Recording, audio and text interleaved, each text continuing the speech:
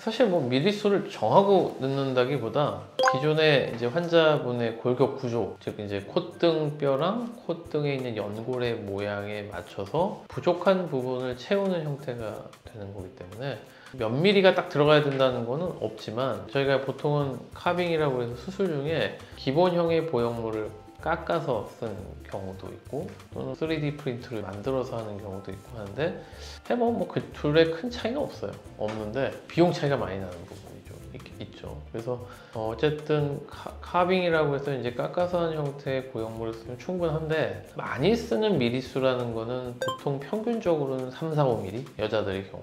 남자들의 경우는 그거보다 좀 높죠. 한 5, 6, 7mm. 그런 범위에서 시작을 하고, 그 다음에 자기 콧등에 맞게 세련되게 이제 콧대를 만드는데, 중요한 건 뭐 콧대만 높으면 되는 게 아니고 콧대와 비슷하게 코끝도 높아져야 되거든요. 근데 사람 코가 찰흙이 아니라서 막 늘어나지 않아요.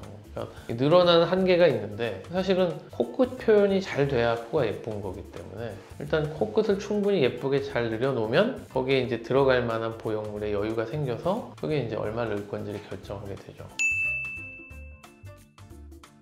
요즘에 무보형물 코 수술이 굉장히 많이 하는 방법이죠. 그 이유는 옛날에는 무조건 코에 실리콘 넣는다 이렇게 생각했잖아요. 근데 요즘은 콧대의 높이가 크게 문제가 없고 뭐 약간의 울퉁불퉁함이나 약간의 휨이나 이런 정도의 문제를 갖고 있다면 절골이나 약간 갈아낸 형태의 수술로 콧등선을 교정하고, 그 다음에 코끝을 세련되게 만들므로써 보형물은 쓰지 않았지만 코가 많이 개선된 형태를 만드는 걸 선호하죠. 그리고 환자들이 그렇게 했을 때 좀 더 떳떳해해요. 보형물이 없으면 나는 자연산이야, 약간 이런 형태의 모양도 표현할 수 있기 때문에, 일단 뭐가 없으니까 실제로 뭐 사진을 찍든 엑스레이를 찍든 해도 안에 뭐 들어있는 게 없다면 그런 거에 자유로울 수 있는 장점, 그리고 보형물이 흔하진 않지만 장기적으로 썼을 때 염증이나 석회화 같은 문제를 갖고 있는 경우가 있거든요. 오래되면 그런 문제에서도 또 완전히 자유로울 수 있고, 보통 우리가 젊은 날에 쌍코수술을 처음 시작할 때야 뭐 실리콘 넣어보는 것도 크게 문제가 안 되지만,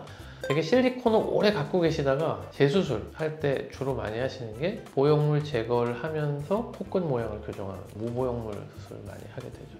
의외로 코 보형물 제거하시는 분이 많아요, 요즘에. 꼭 그런 건 아니죠. 그러니까 콧대가 너무 낮아요. 그러면 그건 뭘 넣지 않고는 올릴 수가 없잖아요. 그때는 무조건 보형물이 들어가야죠. 그랬을 때 보형물도 뭐 종류가 있잖아요. 실리콘, ADM이라고 하는 피부 재질 보형물, 또는 뭐 연골로 만든 뭐 자기 늑연골 재료들이 있는데, 안 넣을 수 있으면 안 넣고 하는 게 제일 좋고요. 근데 넣어야 된다면 자기 피부가 늘어나는 정도라든지 아니면 재수술을 몇 번째인가에 따라서 재료를 선택, 또 염증이 심했던 코인가, 또 이전에 실리콘을 썼는데 부작용이 있었던가, 이런 걸 따져서 재료를 선택해서 해야 되는데, 코가 낮으면 넣어야죠. 안 넣고는 높아지진 않으니까. 그래서 필요한 경우에는 무조건 무보형물 코술이 좋다 그렇게 말할 수는 없다. 저는 환자분한테 좀 이렇게 권해드려요. 그러니까 콧대를 확연하게 높이고 싶은 분들, 그런 분은 실리콘 보형물.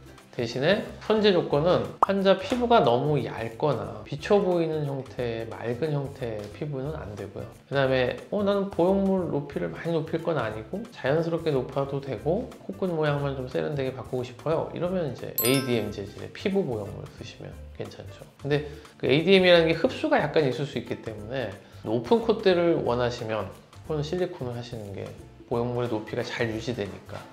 근데 높이는 잘 유지됐는데 누가 봐도 너무 콧대가 뭐가 들어간 것처럼 티가 나, 그거는 피부가 얇으신 분들이 실리콘 보형물 썼을 때 생기는 현상이거든요. 그때는 조금 높이 욕심을 버리고 ADM 재질을 쓰시면 그런 윤곽선, 보형물의 윤곽선이 덜 드러나서 더 자연스럽게 보이게 할 수 있다 이렇게 생각하시면 됩니다.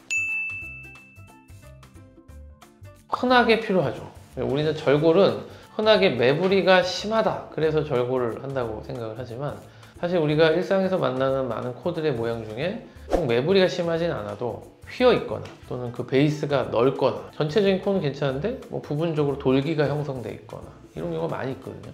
그래서 그런 경우를 위해서 절골은 적절히 사용하면 굉장히 좋은 방법이다. 일단 이거는 보형물 쓰는 거 아니고 코뼈를 예쁘게 다시 절골해서 다시 맞춰주면 자연스러운 내코 형성이 되니까 적극적으로 추천할 만한 방법이죠.